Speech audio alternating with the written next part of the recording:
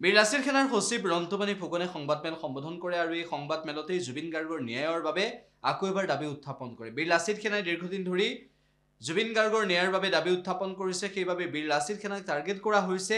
এনেধৰণৰ বক্তব্যও ৰন্তুপানী ফুকনে দিয়া পৰিলক্ষিত হ'ল আৰু তাৰ পিছত ৰন্তুপানী ফুকনে বিকাশ অসম সন্দৰ্ভতো কেইবাটাও মন্তব্য কৰে। বিকাশ অসমৰ নামটো আপোনালোকে দেখিছে যোৱা কেইটামান দিনৰ পৰা বিকাশ অসম সাংঘাতিক ধৰণে জুবিন গাৰ্গৰ ন্যায় প্ৰাপ্তিৰ যিখন সংগ্ৰাম তাত অধিক সোচ্চাৰ হৈ আছে। এতিয়া কথাটো হৈছে যে কেউফালৰ পৰা বিভিন্ন বাৰ্তা আহিছে যে বিকাশ অসমৰ ক্ষেত্ৰত বীৰ লাচিত সেনা অসমে কিয় এটা শক্তিশালী ভূমিকা বা পদক্ষেপ গ্ৰহণ কৰা হোৱা নাই।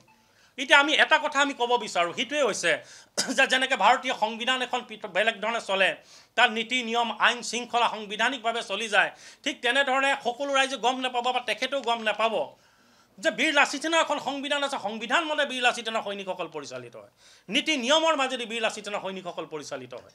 আৰু তাত এটা কথা আছে যে বীৰ লাচিত সেনা অসমৰ যদিও লক্ষ্য উদ্দেশ্য কোনোবাই বিঘ্নিত কৰিছে, বীৰ লাচিত সেনা অসমে অসমীয়া মানুহৰ যিটো স্বকীয়তা আৰু আধিপত্য প্ৰতিষ্ঠা কৰিবৰ কাৰণে ঐতিহ্য স্বকীয়তা ৰক্ষাৰ যিখন ধাৰাবাহিক যুঁজক আগবঢ়াই লৈ যাব বিচাৰিছে, তাক যদি কোনোবাখিনিত বিঘ্নিত কৰিছে, তাক যদি কোনোবাখিনিত বিপথে পৰিচালিত কৰিছে, তেতিয়া নিশ্চিতৰূপে সাংগঠনিকভাৱে বীৰ লাচিত সেনাই তাতকৈ পদক্ষেপ গ্ৰহণ কৰিব, কঠোৰৰ পৰা কঠোৰ পদক্ষেপ গ্ৰহণ কৰিব। কিন্তু কোনোবা এটা পডকাষ্টত যদি যায় বা কোনোবা এজন ইউটিউবাৰে যদি তেওঁক সাক্ষাৎকাৰ লয়, তেতিয়াহ'লে এই সাক্ষাৎকাৰ যেতিয়া ল'ব তাত মুখ্য সচিব ৰন্তুপানী ফুকনৰ পডকাষ্টটোলৈ নামাতে। কোনোবা ইউটিউবাৰে যেতিয়া মোৰ কিবা এটা ল'ব তাত ৰন্তুপানী ফুকন মুখ্য সচিবজনক তালৈ নামাতে। গতিকে সেই কথাখিনি আনুষ্ঠানিক বীৰ লাচিত সেনাৰ বক্তব্য কেতিয়াও হ'ব নোৱাৰে। কাৰণ এটা পডকাষ্টত তেওঁৰ জীৱনৰ সৰু সৰু প্ৰত্যেকটো কথা তাত সুধিব।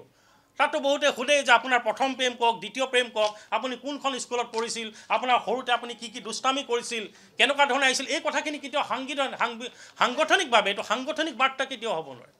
গতিকে পডকাষ্টত এটা কথা কোৱা বা কোনোবা ইউটিউবাৰ এজনৰ তাত গৈ কিবা এটা বক্তব্য কেতিয়াও সেইটো বীৰ লাচিত সেনাৰ আনুষ্ঠানিক বক্তব্য নহয়। যদি কোনোবা এটা পডকাষ্টত কোনোবা বিকাশ অসমে সস্তীয়া তৰল কথা বতৰা কৈছে, ৰুচিহীন বক্তব্য আগবঢ়াইছে, শালীনতাবিহীন কথা বতৰা তেওঁ যদি তাত কৈছে, তেতিয়াহ'লে অসমৰ ৰাইজে নিৰ্ণয় কৰিব, অসমৰ জনসাধাৰণে নিৰ্ণয় কৰিব তেওঁক কেনেধৰণে নেতা হিচাপে আঁকোৱালি ল'ব, গ্ৰহণযোগ্যতা কিমান থাকিব, তেওঁৰ প্ৰাসংগিকতা কিমান থাকিব, নে তেওঁ অপ্ৰাসংগিক হৈ যায়, সেইটো অসমৰ ৰাইজে বিচাৰ বিশ্লেষণ কৰিব। গতিকে কোনোবা পডকাষ্টত কি কৈছে বা কোনোবা ইউটিউবাৰ এজনৰ তাত গৈ কি কৈছে, এই কথাখিনি মই সেইকাৰণে কওঁ ই আনুষ্ঠানিক কেতিয়াও বীৰ লাচিত সেনাৰ বক্তব্য হ'ব নোৱাৰে। তৎসত্ত্বেও যিহেতু কিছু কিছু কথাই অসমৰ সমাজ জীৱনত থকা বহুবিলাক মানুহৰ কোনোবাখিনিত মনত আঘাত আনিছে, তাৰ লগে লগে যিহেতু ধন দাবীৰ গোচৰত ইতিমধ্যে বিকাশ অসমৰ নামটো কোনোবাখিনিত সাঙুৰি আহিছে।